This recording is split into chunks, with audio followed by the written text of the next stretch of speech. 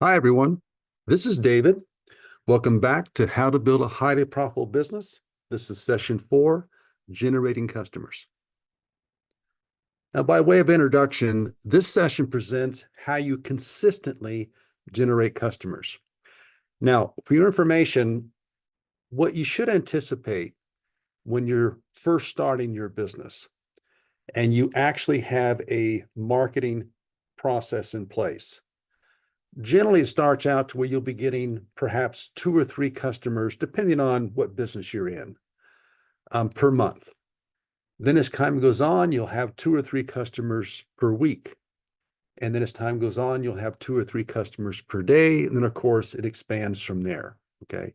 What I'm trying to say is that marketing programs don't start and get results immediately. It takes time to build. That's the point. So we're going to talk about how that's done. So once again, let me introduce the core business process as you see them here. But of course, today we're going to focus on marketing and sales. And as far as the process, as we've mentioned, everything starts with developing your products and services. And then, of course, what we're going to talk about today is how we market or communicate those products and services to our target market. And of course, once we generate prospects, we're going to then sell them, take them through our selling process. And then, of course, once we land the customer or the client, we perform the service or provide the product. All right. So as far as core business process results, again, we mentioned this previously, but just to reiterate. So the whole goal of marketing is to generate prospective clients or prospects. The whole goal of selling is to generate customers. And again, once in a while in a small business, you'll find somebody who does both. But as time goes on, you'll find that you'll have an actual marketing team or a marketing person, and you'll have a sales team or a salesperson, because they are two different things. And that's what I want to make sure I communicate today. So marketing's job, again, is to bring people to the door, and a sales rep job is to bring them through the door. Okay. And hopefully I communicate that. So, of course, again, the top 6 problems that small businesses have are listed here, but today we're going to focus on customers. Obviously, it's hard to have a business if you don't have clients or customers. Now, the reason, of course, as we stated many times for small business problems, and in this particular case, most freelancers, sole proprietors, and small incorporated businesses, such as LLCs, don't perform marketing and sales or perform it effectively. Okay. It's hard to get clients or customers when you're not performing the marketing and sales processes and doing it effectively. So let's talk about pre-planning your small business. So again, people who start small businesses in general come to the table with a talent, a gift, or a profession or an expertise. And so what they're wanting to do, obviously, is to provide a living for themselves and their families by offering these talents, these services, these products. Okay. And that's the whole idea. And so, again, as I keep using, let's say it's a landscaper, worked for a company for 10 years. They're a professional, they're an expert, they know what they're doing. And so now what they want to do is start their own landscaping business. And as I've mentioned to you, most oftentimes when somebody does that, okay, no matter what they are, they lack the business part of it. And as I've said many times, there's a difference between knowing how to build a home and knowing how to build a business that builds homes. It's not enough just to know how to build a home, okay, if you're starting a small business. You're going to be an employee, not a problem, all right? So once we come to the table with our expertise, our talent, our products, whatever it is, then the next thing we should do is pre-plan our small business. And number 1, we want to identify the target market. Number 2, we want to research the target market. Number 3, we want to specialize in the target market. And number 4, we want to differentiate ourselves from our target market competition. Now, we talked about all of these, but let's talk about how it applies specifically to marketing and sales. So what is a target market? Well, a target market refers to a specific group of prospective customers or prospects. You direct your marketing and selling efforts to these prospective customers. Okay. Now, in marketing, it's often explained this way. Let's say, for example, you sell beer. Let's say that you're Anheuser-Busch, and there's a lot of people across the United States that drink beer. There's some who don't. Okay. So they use what's called the shotgun approach. What they'll do is they'll advertise, for example, at the Super Bowl. I think last Super Bowl was the only time they haven't advertised for many, many years. But again, for my example, they're using a shotgun approach, meaning that it's worth our investment to advertise at the Super Bowl because although not everybody drinks beer, most of the people who watch the Super Bowl do. Okay. All right. So then there's also what's called the rifle approach. In other words, you don't want to go after this mass like a shotgun. Okay. You want to be able to go precisely to a specific target market. So you're not going to market at the Super Bowl. Okay. Because you want to go directly after the people. And by the way, we'll talk about digital marketing, and that's what that does. And that's what it's good at. Okay. But again, we'll come back and talk about it briefly. Okay. All right. So again, a target market refers to a specific group of prospective customers or prospects. You direct your marketing and selling efforts to these prospective customers, whether if it's the shotgun approach or the rifle approach. And for most small businesses, obviously, it's the rifle approach is what you want to do. Marketing. The word marketing is synonymous with the word communicating. So whenever you hear that word marketing, in your mind, just say communicating, because it's the same thing. When you're marketing, when you are communicating your message to your specific market. So the question, of course, is, well, what are you communicating? Okay.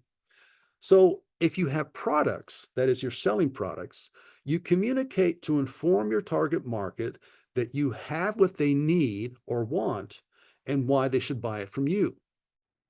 If you have services or offer services, you should communicate to inform your target market that your services solve their problems. They're having plumbing problems. They're having electrical problems. They're having a roof, a leaky roof. You know, all these are, of course, construction-related type of services. But again, you have accounting services, you have law services, you have dental services, you know, so on and so forth. Okay. So again, you communicate to inform your target market what your services solve those problems and why they should hire you specifically. Now, here's a thing that I have found to be extremely helpful in business. Okay. So when you're helping others succeed, okay, you succeed. So when people start a small business, I always tell them, if you have the attitude that you're just not here for yourself, okay, in other words, it's all about me, you have to say it's all about them. And by helping them with my services or products, overall, that's helping me. So you succeed by helping others succeed. Very successful business people understand that, okay? You're there to serve them, whether it's products or services. So let's talk about service marketing. The core of service marketing is the service itself. Improve the service, and your marketing is easier, less expensive, and generates a greater return on investment. Therefore, focus on improving your services. Okay. I hope that makes sense. So if you provide services, the better you provide it, that is, the better the experience and the better the outcome, okay, is going to sell your services more than anything, more of any advertising can do. A lot of that because people talk word of mouth.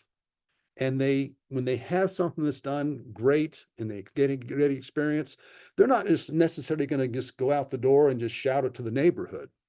But what's going to happen is as they go about their lives, and all of a sudden they come across somebody that happens to mention the service that you had, then you would say, oh man, that person's great. Here, call this person before you call anybody. Okay.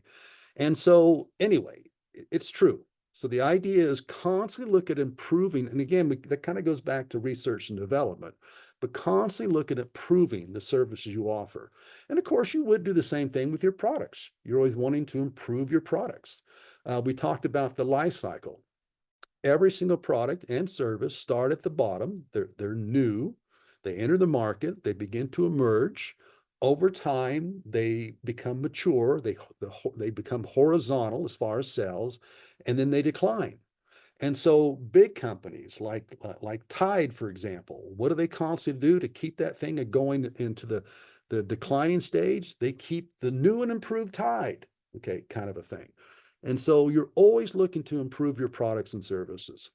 Now, there's a golden rule of service marketing. And by the way, remember, my niche is services. I work with our service clients and specifically our professional service clients. But again, so you're going to hear me talk a lot about services, although I'll try to talk about products as well, because most of what we talk about applies to both. But as far as golden rule of service marketing, the golden rule of services marketing is to focus on relationships. But again, that applies to products as well. Build relationships of trust, competence, and cost effectiveness.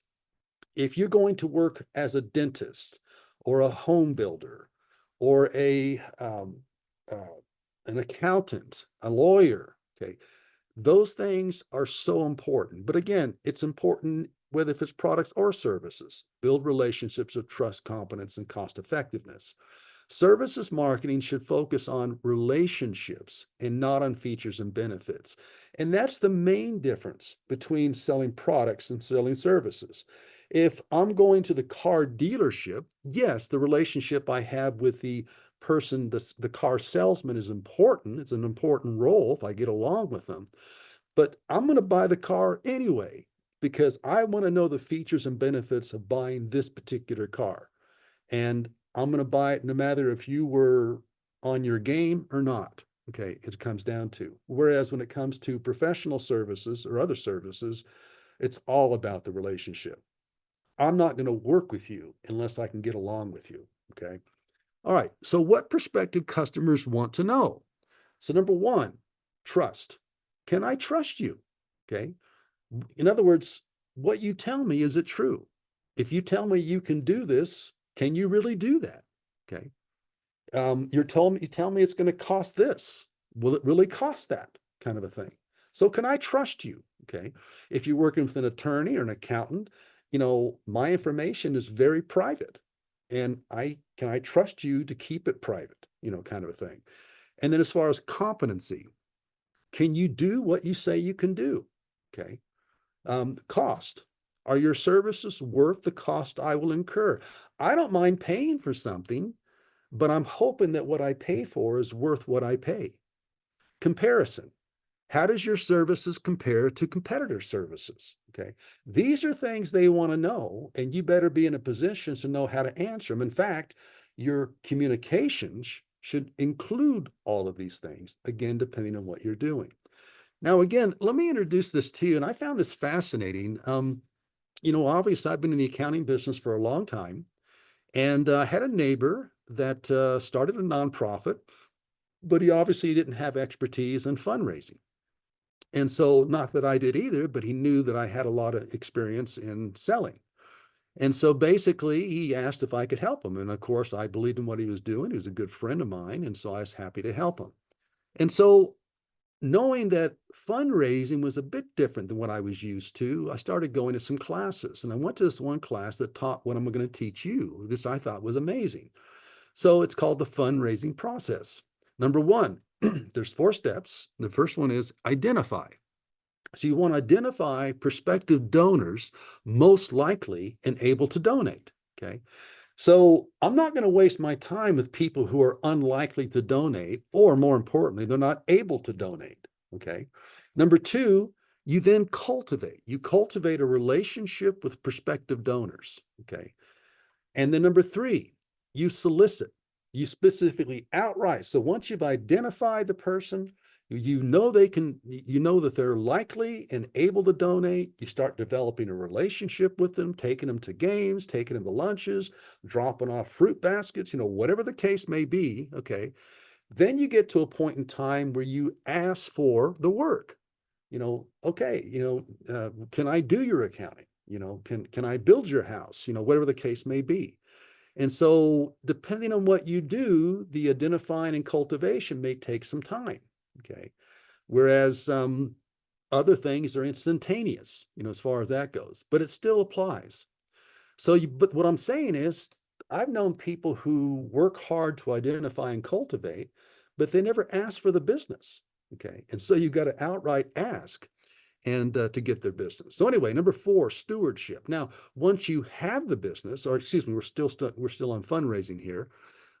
Once you have gotten the donation in the fundraising cycle, they practice what's called stewardship. They express appreciation to the donors for their donations. Now, why do they do that? 2 reasons mainly. Number 1, because it's kind of a moral obligation. If I was seeking $1,000 to help my cause and you gave me $1,000, then I should appreciate it. And I should let you know that I appreciate it. Okay. I mean, at the very least, thank you so much for this donation that we're able to help, children in need or whatever the case may be. Okay. Okay. But on the other hand, the truth of it is that the reason why they're practicing stewardship is because they want to come back when this annual event or this other event, takes place. And so they're going to keep coming back to the well, okay, to where things prosper. And so they're going to continually ask you for donations. And so that's the reason why they identify, cultivate, solicit, and they practice stewardship. Okay, makes sense. So the same thing applies, obviously, to virtually any business, and especially service businesses. Okay, so if you look at the fundraising process in a process, you've got number 1, identify, and then you cultivate a relationship with those people who are likely and are able to, in fundraising, provide a donation.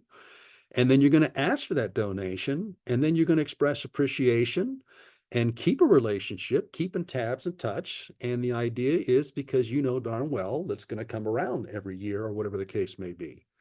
Okay, so let's compare that then to services marketing and selling. And again, this applies also to products, but let's talk about services. So number 1, we're doing the same thing, but we're using different terms. So what they would call identify, we call it target market. Identify prospective customers most likely to want and can pay for your services. Again, don't waste time trying to sell your services or products to people who don't want it or they can't pay for it. And number 2, marketing. So we call it marketing, they call it cultivation. Cultivate a relationship with prospective customers. And the reason why it's cultivating, marketing is cultivating, is because you just don't, and you learn this as you start getting involved in marketing, television, direct marketing, um, uh, digital marketing, radio, you name it. Okay. The point is that it's been said that, and I don't know who did the research, but it's been said that people don't respond to your marketing, until they've heard it at least 7 times. Okay. And I find that to be true. There's no doubt about it. Rarely do you communicate something and all the people you come to, that you communicated to, all come to you at the same time. It just doesn't work that well. And so that way. And so the idea is that your communication is constant and consistent. It begins and never ends. Okay. That's the way you become successful in generating not 3 clients or customers a month, but 3 a day or more. Okay.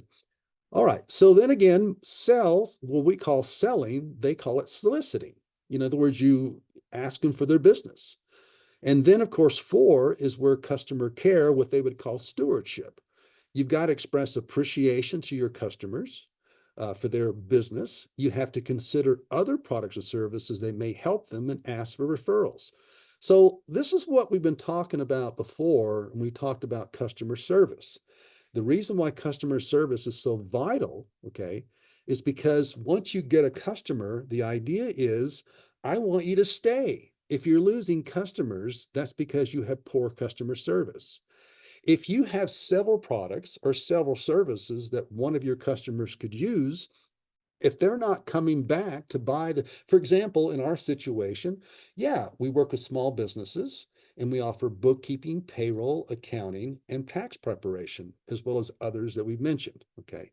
And so the point is that if somebody comes to me for bookkeeping, but they don't have us do their payroll or whatever, I'm going to go after it. But if they don't get it, if I don't get it initially, what I'm going to do is I'm going to just cultivate the heck out of them, just make them love us. Okay. And not so much just because I'm a neat guy, but because of the services we offered and how they're offered. There's like, wow, you guys are way better than our previous bookkeeper. And the idea is then once I prove myself, then I'm going to come back and say, hey, I notice you're using, ADP or Paychex for payroll. You really ought to consider ours. And here's the reasons why. And there are reasons. Okay. And so, well, anyway, and then later, I want to get their tax return, or I want to do their accounting, or or I want to do their website, or whatever the case may be. And so that's why customer service or customer care, we call it, is so critical. Okay. And yet so many small businesses don't pay a lot of attention to customer care. Okay. So the marketing selling process, again, the same as the fundraising, okay, but just a different overall scheme. The idea is we start by saying, who is our target market? We literally write it down. Again, it doesn't take a lot of time. And typically what you normally do, like if I were working with you, then I would say to you, okay, and you'd say, well, I'm not quite sure who my target is. Well, I'd say, okay, look, give me a list of your customers. Now tell me of these customers, who are your best customers? Okay. And then I'm going to say, okay, well, what's their income? Where do they live? What's their religion background? All these demographics and psychographics. Okay. Well, now you know who your best customers are, and now you want to know who to go after. So there's ways of doing this. All right. But anyway, you identify your target market, and then of course you begin your process of marketing, a systematized, well thought out marketing process. In other words, communications to them. Okay. And then of course you're going to sell or basically ask for their business. And again, that's the sales job. Okay. And then you're going to practice customer care because you want to keep the customer, you want to get more work from the customer or sell more products to the customer, and you want them to tell your friends. Okay. So that's what it's all about. So now I'm going to start to speed up here because we have a lot to talk about. So marketing is the process of developing leads and converting those leads into prospects. Selling is the process of converting prospects into customers. So again, they're two different processes, but they work hand in hand. And that's oftentimes why you hear somebody say our marketing and sales department, because they're so closely related, but yet marketing and selling are two different things, but they assist each other. Okay, customer care, customer service or customer care is the extra mile. You go the extra mile service or product for your customers. Okay, that's the idea. And again, we'll talk more about this.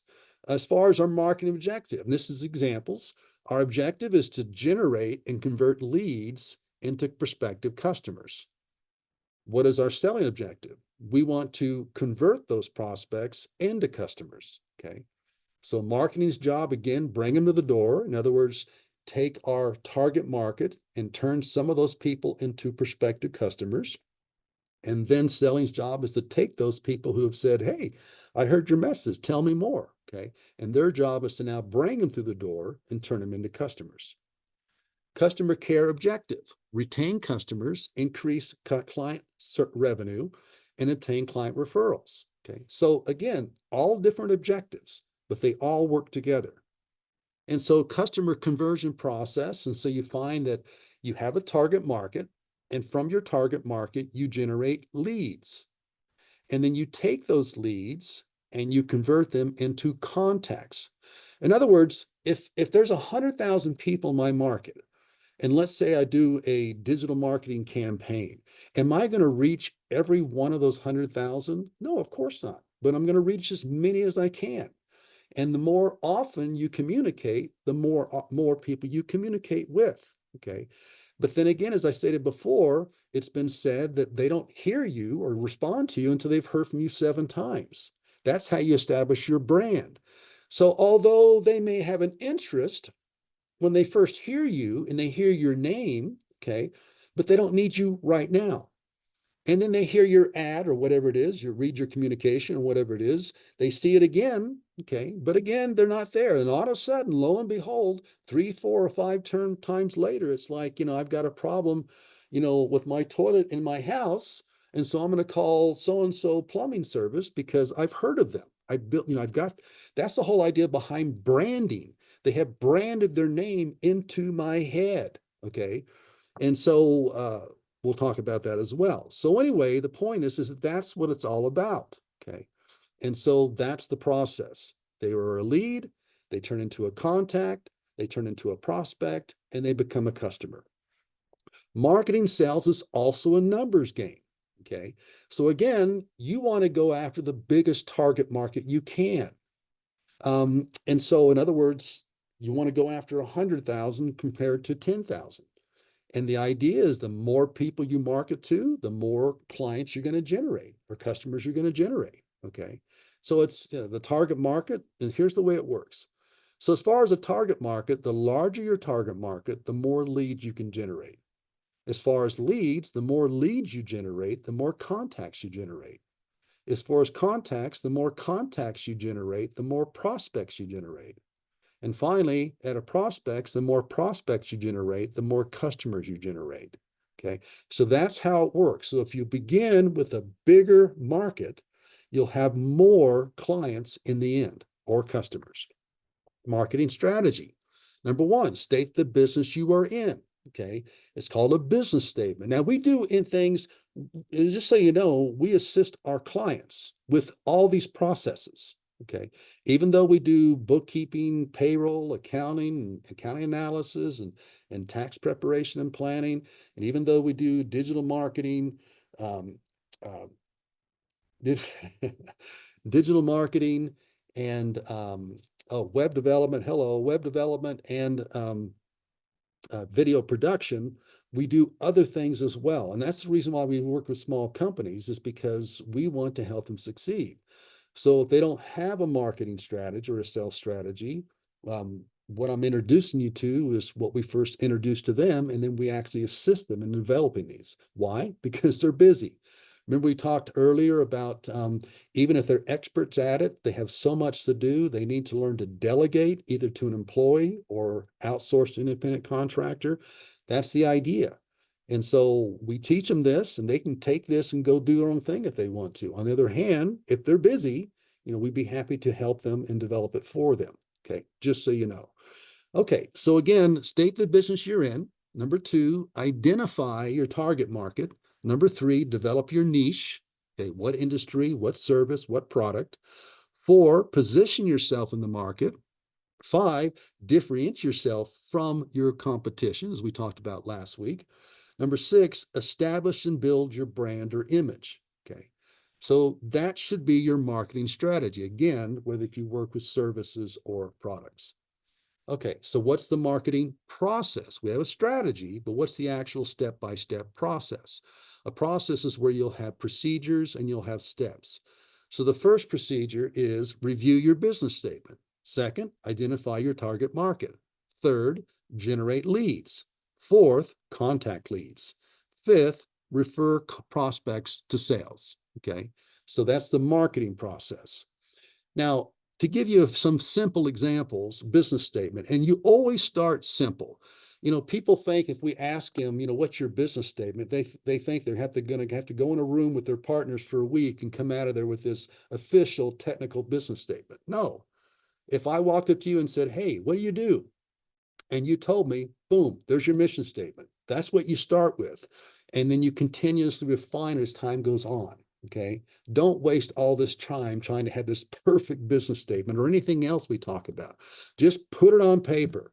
And then as time goes on, you evolve. Okay. And you perfect it until you get the point to where it works and you're generating the amount of clients or customers you want every day. So as an example, we help small service companies build highly profitable service businesses by ensuring they perform core business processes. That's ours. That's what we do. And so again, even though we're an accounting organization and our primary services are accounting services, we also do the other processes to be able to help you develop a strategy and a plan. And the question is, who's going to implement it? Okay. So as far as the target market, again, our target market is service companies throughout the United States. Now, that's my niche. Okay. And then, of course, we're looking for those people who use QuickBooks Desktop to convert them from desktop to QuickBooks Online. And as I mentioned before, desktop is now dead. You can't buy it for the first time. You can only renew your subscription for 3 years, then it's gone. And so we love grabbing QuickBooks Desktop because when they really understand the difference between desktop and QuickBooks Online, it's night and day. They'll always convert. Just so you know, Intuit, the makers of QuickBooks, tell us that 80% when desktop was available, 80% when they had a choice of either one, 80% of them chose online when they understood the features and benefits. Okay, and less than 25 employees. So we work generally with smaller organizations, and they typically have between 100,000 to 5 million in revenues. And by the way, when you do this, does that mean that, oh, if you got 26 clients or employees, I can't work with you? Oh, if you have 100,000, I can't work with you. Oh, no, you make more than, no, this is just our primary, this is our golden ticket. If we were going to find our golden client, this is what they would, the parameters they would fall under. But if they're over or under, that's fine, no big deal, okay? Generate leads. So as far as generating those leads, we're going to be doing networking. We're going to be looking in directories, typically from business or association directories. We're going to be buying mailing lists.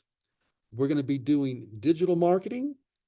We're going to be doing our website. In other words, our website is designed to where we offer free resources. We have online appointments. In other words, we're collecting their information. And obviously today, the two best pieces of information are number one, the email, and number two, to be able to text them, their cell phone number, okay? And you have to be careful of cell phone numbers because you don't want to call people without them expecting a call. Nothing wrong with texting them certain things, especially like, we have a course coming up, you can attend for free, things like that, they're okay with, okay, even if they're not going to attend. But we never do push text where, hey, come buy this, okay, that turns people off, okay, you don't do that. So anyway, digital marketing, you can get away with it, that's fine, because that's what they're looking for. They're actually getting online and doing a search looking for that, so fine, no problem. And then we offer free training videos and guidebooks. That's some of the main things we do is we offer small business tips in one form or another. Because again, most small business people when they start are not business people. They're just experts at what they do, okay? So we give them all these other tips like we're doing here to help them. So these are some things that we do to generate leads. Now, by the way, the first three, networking, directories, mailing lists, okay? We used to do pretty much all that before digital marketing, okay? Whereas now we do less of that, although we still do it, especially the networking. Network will never die, okay? Developing relationships with people that hang out with people that we're looking for, that'll never die. It's one of the best sources, okay? So like if I'm looking for small businesses, I want to develop a network working with bankers or financial advisors or anybody who works with small businesses. I want them in my network and I want to develop a relationship with them, okay, so that they'll refer me to them, okay, or our organization. So, but that's what I would call the old boys network, the way you used to do things, okay? Whereas now a majority of our work, our new work that is, comes from digital marketing, our website, and videos, okay? All right, so marketing. So again, we start with these, and I'm just throwing these out there. We start with directories, marketing lists, digital marketing to generate leads, okay? And then what happens is these leads are driven to our website, and most oftentimes, in order to watch a free video or get a free guide or something like that, all these things that we offer, they of course have to give us their email, okay, or text, okay, text number. And so now we're able to communicate with them, and they've in a sense given us permission to communicate with them. And they do that also through registrations, okay?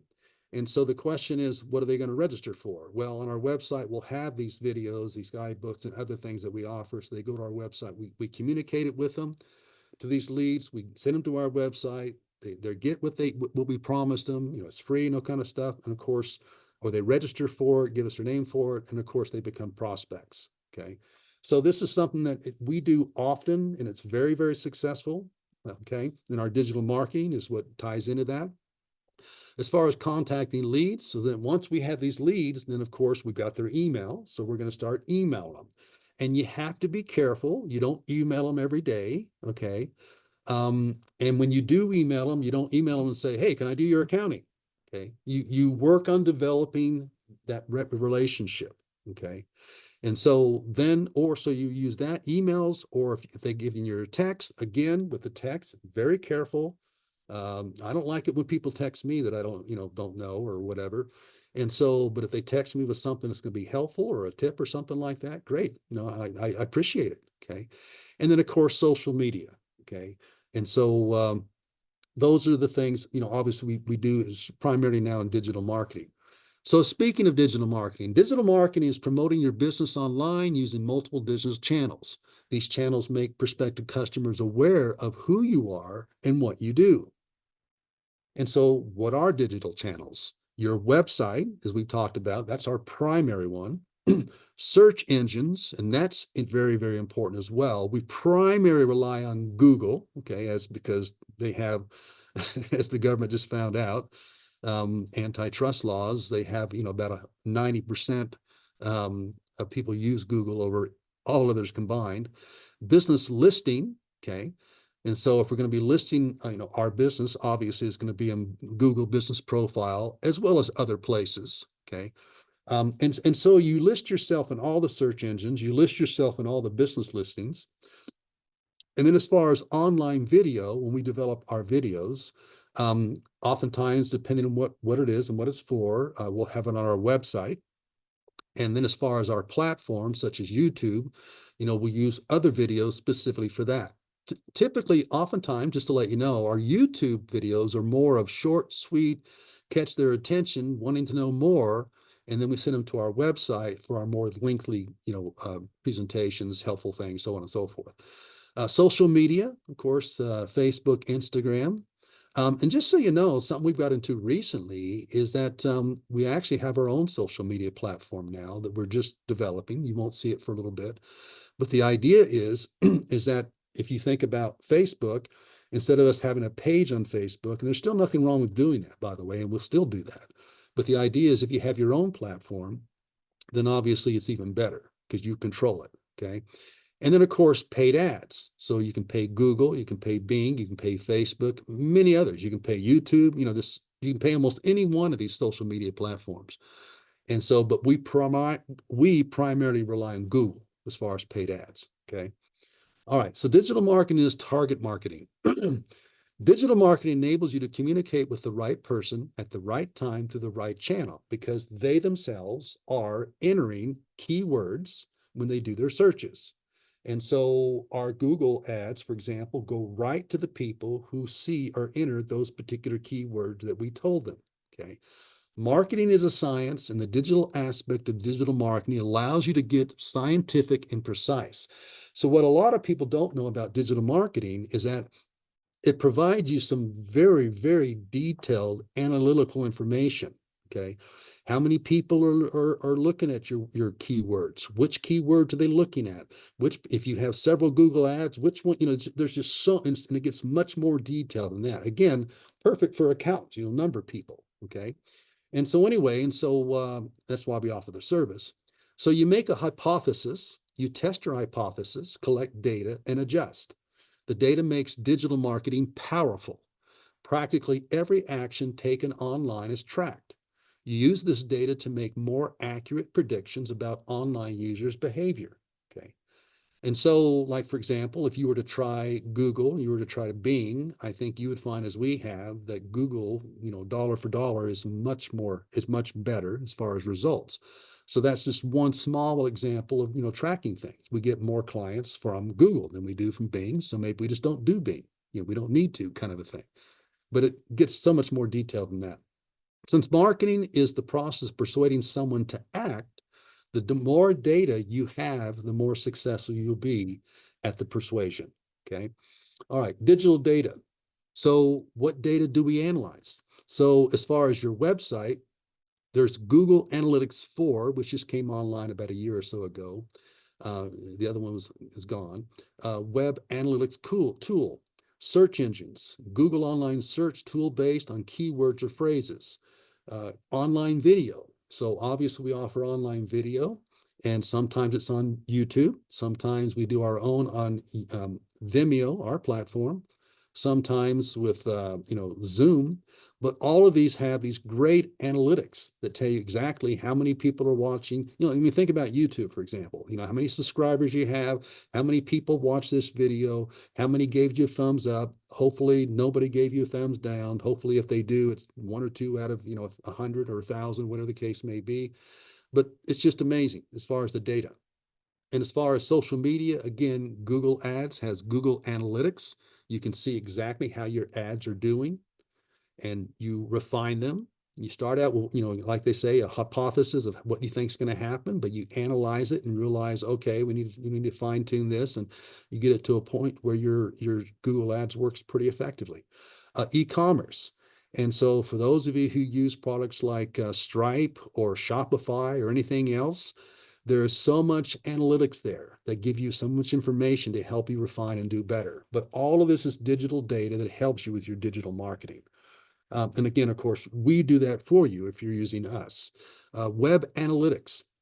Web analytics measure, collect, analyze, and report web data to understand, optimize web usage. Web analytics is not just a process for measuring web traffic, but is used for business and market research and to assess and improve website effectiveness. The focus is on identifying key performance indicators based on your company and your user goals, and using the data to determine the success or failure of those goals and drive strategy and improve the user's experience. Okay. So web analytics is just amazing. I was dragged into digital marketing as an old man, kind of a thing, coming from the old school, because old school has always worked for me. But now I just am blown away of how effective it is. Okay. Refer prospects to sales. Okay. So you've got a prospect, they want to know more. So obviously you turn them over to sales. All sales calls, emails, texts, or appointments, this is in our experience, are directed to our contact center, excuse me. Now, the last slide here is what's our contact center? So again, as I just stated, people can call us, they can email us, they can text us, or they can set up appointments online. Okay.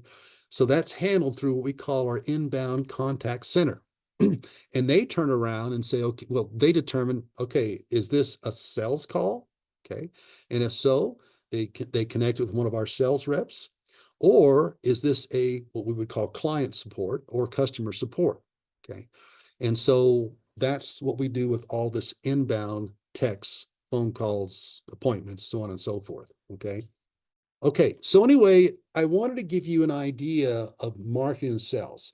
Again, not that I am an expert. We have experts in the office. But the important thing here is that, again, we're working with small businesses who are experts at what they do, the products they sell, the products they build, the services they offered, but they haven't mastered the business yet.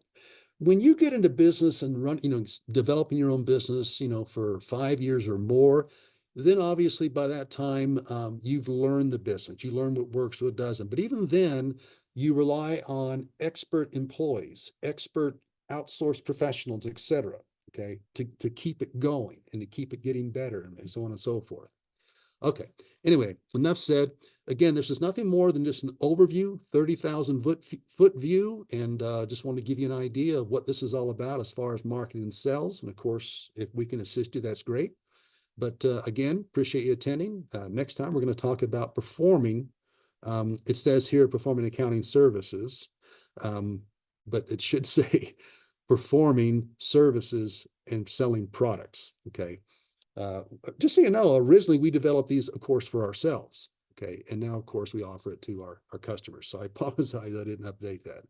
Thanks again. Have a great day. Talk to you soon.